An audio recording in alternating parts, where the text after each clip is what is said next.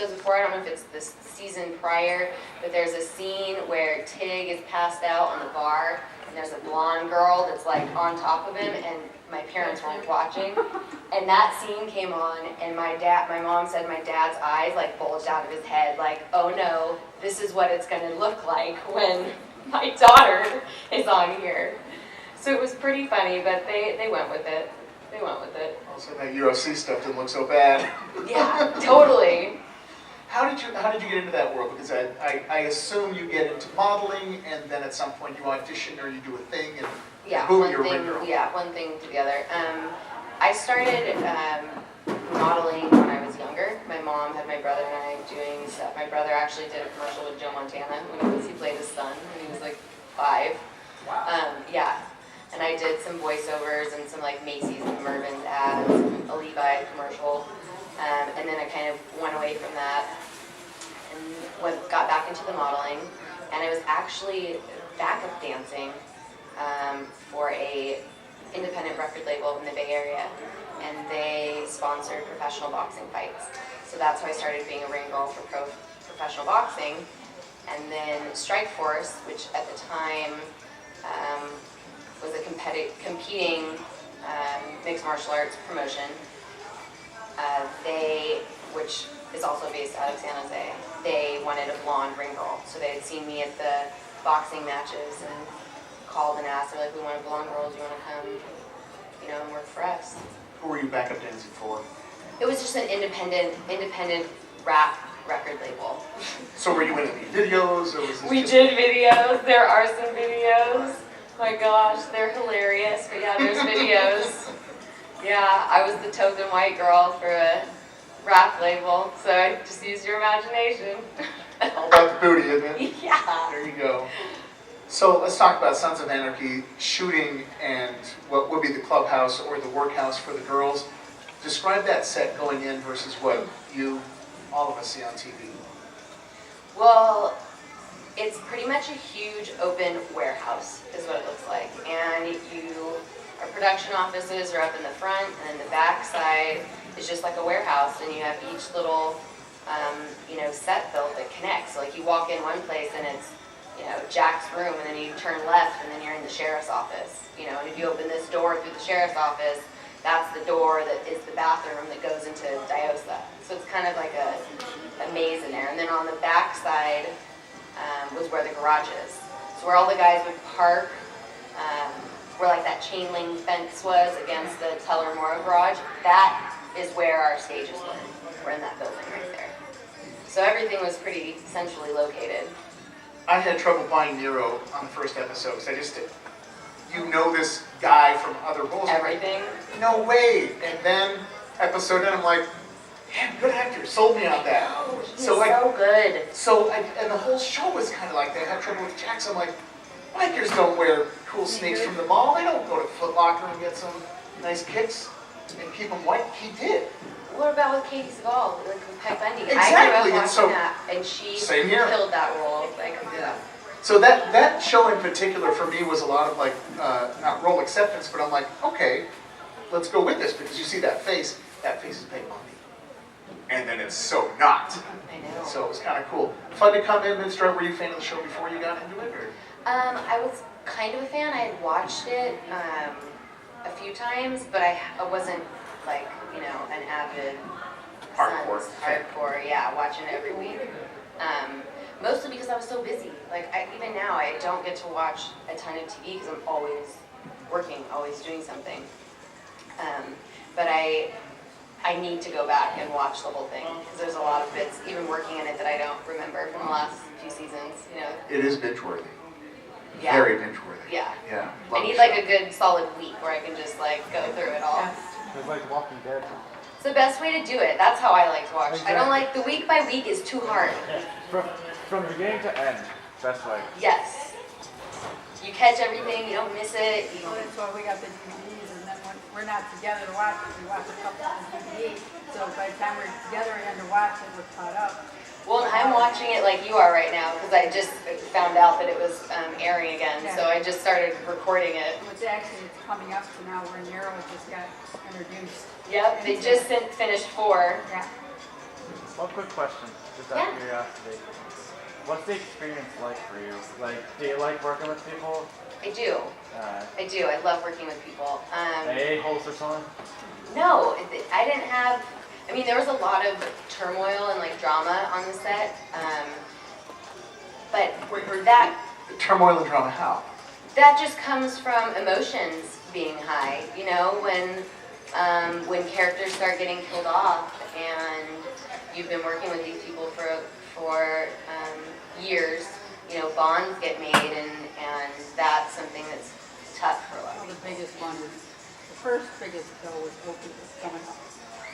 So like when that happened, it just, you know, the whole energy of the set changed. When do you find that stuff out? Is it table read or when you, like? I mean, I guess it depends on the person. Kurt called and told me, but it wasn't, and I already knew. Like I was on set, it was kind of, pardon my French, it was kind of fucked up how it happened. I was at work and I just had a meeting, you know, with Kurt talking about where the show was going for the last season. And we're in there recording and, you know, completely clueless. And one of our set directors comes in and is like, oh, isn't it sad being in here? Like when it's the last few times you're in here? And I'm like, what are you talking about? Oh, you didn't tell you. And then it wasn't, and then it was like, wait till the end of the day and you'll get a phone call. And it was like, perfect, I knew. At the end of the day, I knew. Kurt calls you or agent calls you? Yeah, Kurt called. It's like, sorry, gotta happen. And it sucks, you know, but it No, was it the way. doesn't have to happen. Can't you I know. argue your way out at that point? Yeah, I know No, that. no, he makes the decision, so. But at the same time, I kind of took it as my character, as small of a part as it was important enough to earn that badge of honor, you know, like with looking at all the characters that had gotten killed and had, I mean, that's a moment, you know, in the show. That's kind of important, big deal So when a show's in a done, weird moves on, way. a lot of those people might stick together as a unit and do something else. Have you worked on other projects with those production people, or I know you're doing an indie movie you got coming out, or what? Yeah. I haven't worked with any of them yet. I mean, I'd love to. That would be ideal, is for all of us. Like, my dream is to, you know, down the road, 20 years, buy the rights to Sons and make 7 a dream. So, like, you start up as a new season, and all of that up till Tara's right before was, you know, a nightmare. Yeah. So start back over. What's the movie that you got coming out? It's called 3 Days Since, and because what you had mentioned about how you see like characters like Jimmy Smith's, you know, you get stuck with that type of role. I went total opposite ends of the spectrum, so I'm playing a therapist, which is pretty fun. It's great. What's the status of the film now? Is it It's in that weird Hollywood post. limbo? Yeah, it's in post. I saw the rough screening about a week ago. The movie itself is very different, but the director loves it and is happy with it. So I'm like, if you're happy, I'm happy with what I did, and that's all that matters. But I think he's trying to start with film festivals like in fall, but you never know. I mean, this industry, they say one thing's going to happen, and normally it's months later something completely different happens. Character like Tig on that show. Definitely an interesting person. Yes. What's it like to be on set? Because I have real life friends that are kind of like that. Like just such a curious mix of personalities. And that guy seems to, I'm like, oh, that's like my friend Martin. That's exactly who that guy is. Was it super fun? Weird? It was Were you super just- fun. It was super fun, and it was fun because we had, because of my Ring Girl stuff, when I found out that I had gotten the job, I called a friend of mine, and he was filming Ultimate Fighter, and all of the guys were there watching the Ultimate Fighter being filmed. So he's like, oh, my friend's going to be on your show. So we already had like a little mutual connection, so that kind of broke the ice with everybody when I started. But it was fun. I mean, there was never a dull moment on that show, ever. I When mean, you're you're doing with certain scenes like that with him, what? when you're doing certain scenes like that with him. Just in general, you're there all day. You know, it's hot. Like our stages are. It looks like a tin house. There's nothing to it, and we're close to Burbank Airport. So like anytime you shut the air conditioning off, which you have to shut the air conditioner off to film because our cameras pick up Noise. the horrible air conditioning we had. Everyone's just, you know, drenched in sweat and miserable. So you have to like make light of it, you know, just to get through and have fun. Are you welcome in the biker community now, just because you're a character? You find yourself in those situations? You know, it's been interesting. I guess I was a little naive to how you know, deep the real biker gang stuff goes. But yeah, the bad stuff's really bad. Yes, but I mean, them associating, like I went to an appearance in Chicago, and we had this biker gang that is a rival of the Hells Angels show up and like try to, you know, intimidate. And it's like, I don't have anything to do, I just work with them. You know, so that was kind of different. And like completely unsuspecting, because I'm nice to everybody. Like I don't have, you know, no holds, but that's been strange. What is your dream role? Do you have one? I would like to be directing, which is kind of totally different, but that's end game. Directing, producing. So do you have screenplay? Do you have something ready to go? Producer comes, I you have like little. hand it over? No, I have little things here and there, and I have a lot, you know, a ton of ideas. I also like doing like documentary style stuff, historical. I'm really into history and random, you know, cool facts, treasure hunting stuff. So I have a list of things. That's cool. And how Yeah. you're still active and looking for those gigs. You said, and we all, I don't know if you pay attention to TV, but all these shows got cut and the networks cleaned house with a lot of shows. That turns things upside down, but I gotta guess that also opens doors for you. It's like, okay, so now we're revamping, we're retooling, we have new stuff coming along. Opens doors for a lot of people. Yeah. Yeah. How often you get out and hit on those shows and try and, I guess, audition there? Yeah, the biggest part is just getting in, you know, to the audition, and once you get that, you know, it's cutthroat. But getting the audition's a hard part. I mean, my agents do a really good job, but it is a lot of who you know, and a lot of the bigger casting directors, like you have got to work your ass off to get in there, because they're not just going to take, just because you were on one show, that doesn't mean anything to them. Like, they don't care. You gotta prove yourself every time. Yeah, well, of course, but just to get in front of those people is a whole, you know, another game in itself. Like, I was really lucky and blessed with what happened with Sons of Anarchy, because that, you know, doesn't happen very often. That's fun. Yeah. Researching your role for that, how much of it was just assumed? Do you have friends that dabble in that world? There's like, you go in. Well, I mean- it's really funny. Okay. Without naming Between, names. yeah, between, after, I think it was after we filmed 5. Yeah, after we filmed 5. My girlfriend wanted to take me to Costa Rica for my birthday. And we were with some guy friends, and they were like, let's go. We want to take you to this brothel.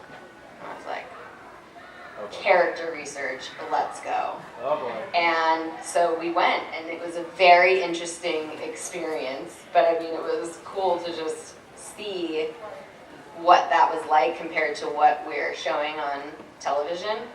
Some examples. Theirs was more like Colette's house. Like, you know, where Diosa was kind of high-end, you know, companionators, as Neros like to call it. But I didn't do any other research, really. I mean, I was doing background when I started, so I'm like, this isn't any, you know, brain science.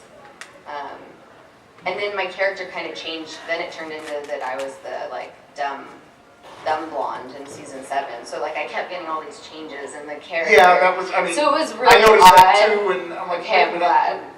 And like when I started, I was Liz. Like in the beginning, it was Liz. So I was Liz, and then I was Kiki. So there was some weird, you know, changes. what do you think brought you to the forefront? as you started as just an extra or background girl, but what was there a moment or a thing or a connection, friendship?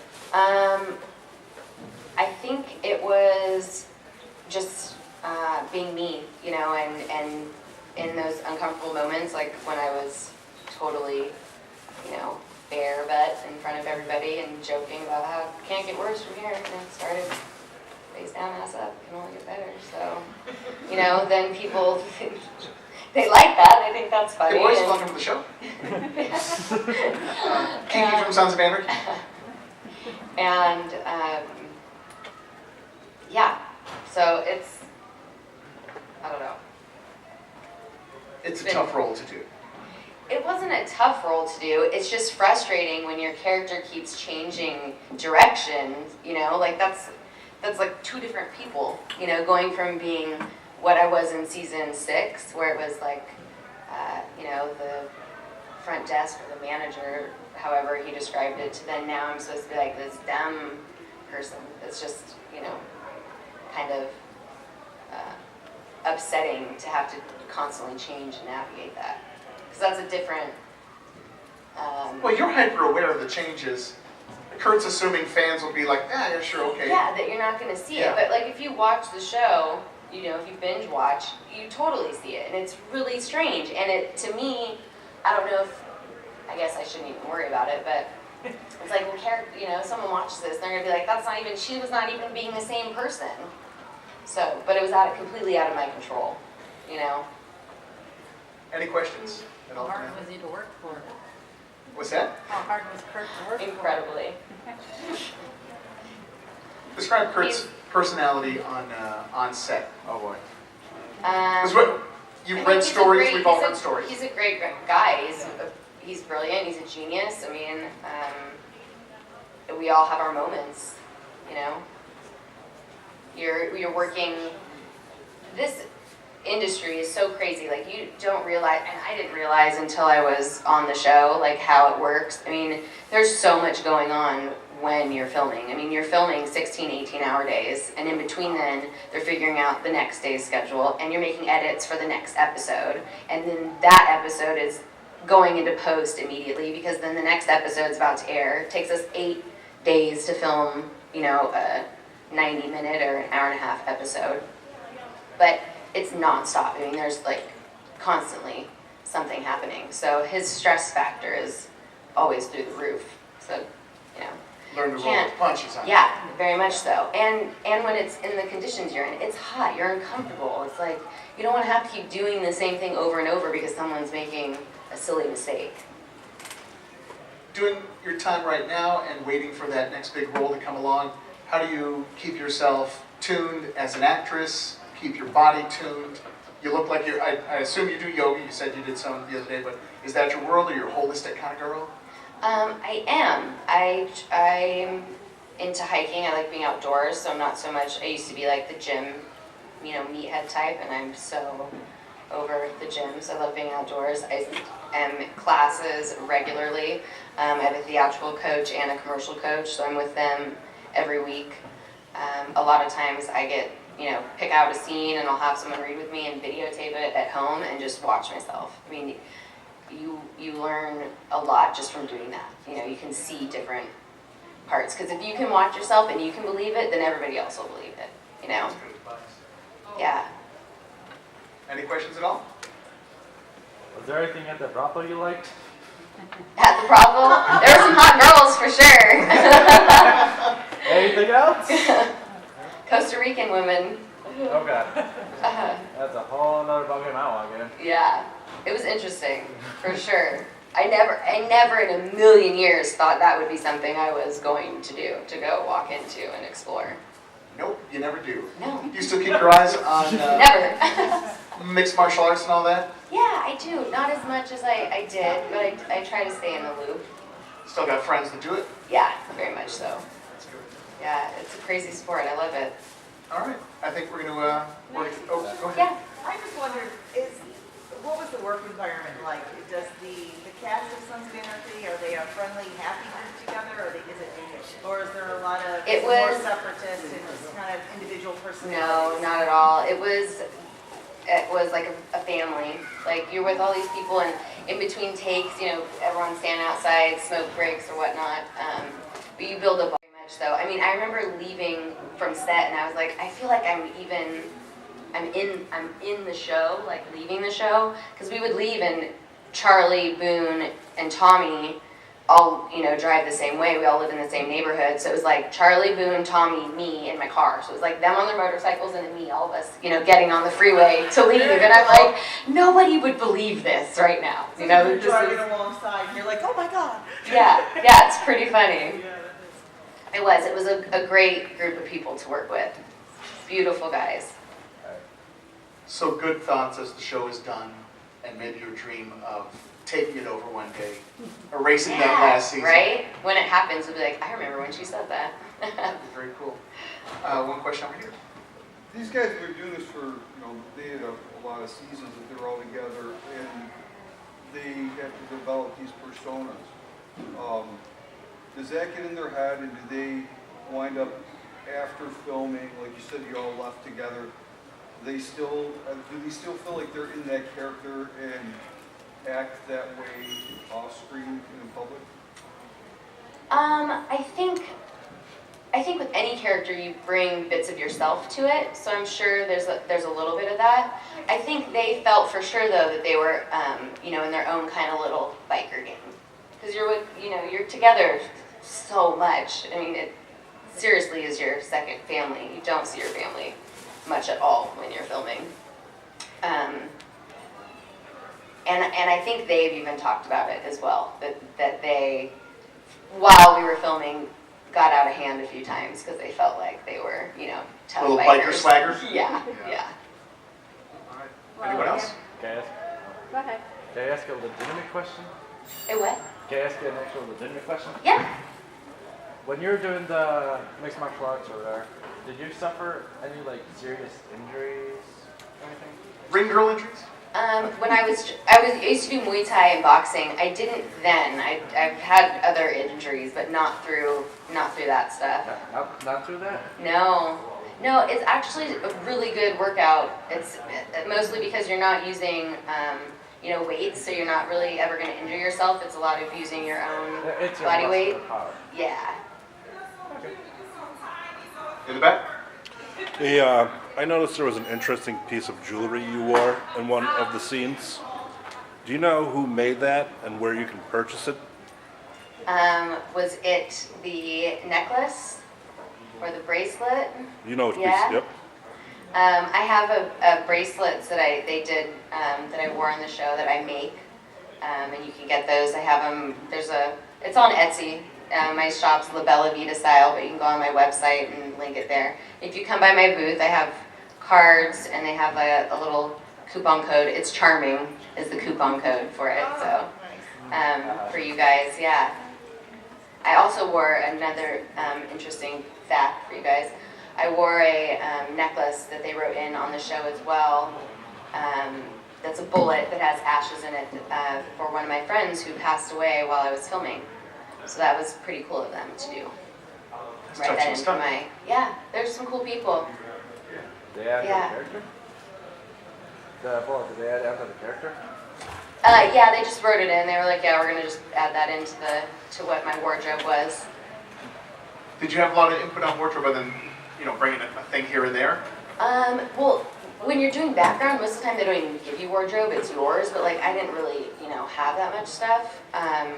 But you have a lot of input. It's kind of give and take, you know. You get choices and you get to choose from it. A lot of it is what colors are gonna look good with, you know, who else is gonna be in there that day, what are the dynamics of the scene, you know, what is it day or night, what's the lighting gonna be. I mean, it's all sorts of stuff that I had never thought of. Is this your jewelry that you're wearing now?